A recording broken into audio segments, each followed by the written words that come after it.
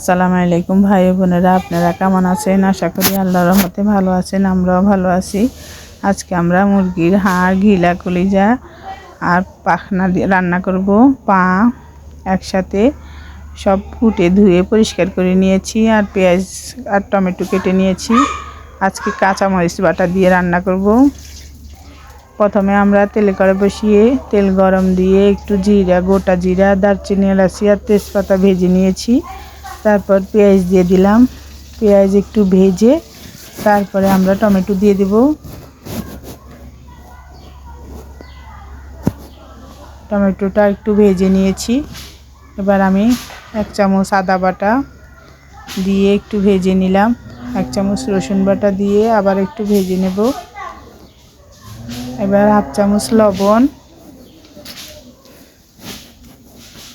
1/2 চামচ হলুদ, এই যে 1 চামচ কাঁচামরিচ বাটা, 1/2 চামচ গুঁড়ামরিচ দিয়েছি, না দিলেও চলতো, তাও আমি একটু দিয়েছি। দিয়ে একটু ভেজে নিলাম সবগুলো মশলা।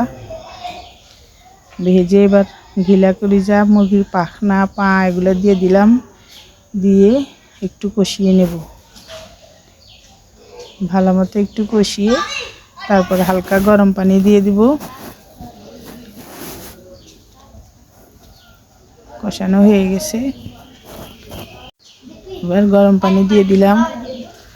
গরম পানি দিয়ে এবার ঢাকনা দিয়ে কিছুক্ষণ রান্না করব। এভাবে ঘিলা, কলিজা, পা, পাখনা একসাথে ভুনা করলে খুব মজা হয়। আর একটু নেড়ে দিলাম। রান্নাটা অনেকটা হয়ে এসেছে।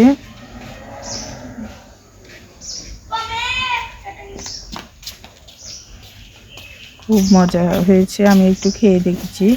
আপনারা এইভাবে রান্না করে খাবেন, খুব ভালো লাগে। রুটি দিয়ে, ভাত দিয়ে, যে যেভাবে ইচ্ছা খেতে পারবেন। আর যদি আমাদের রান্নাটা ভালো লাগে, একটু আমাদের চ্যানেলটা সাবস্ক্রাইব করে দিবেন। আল্লাহ হাফেজ।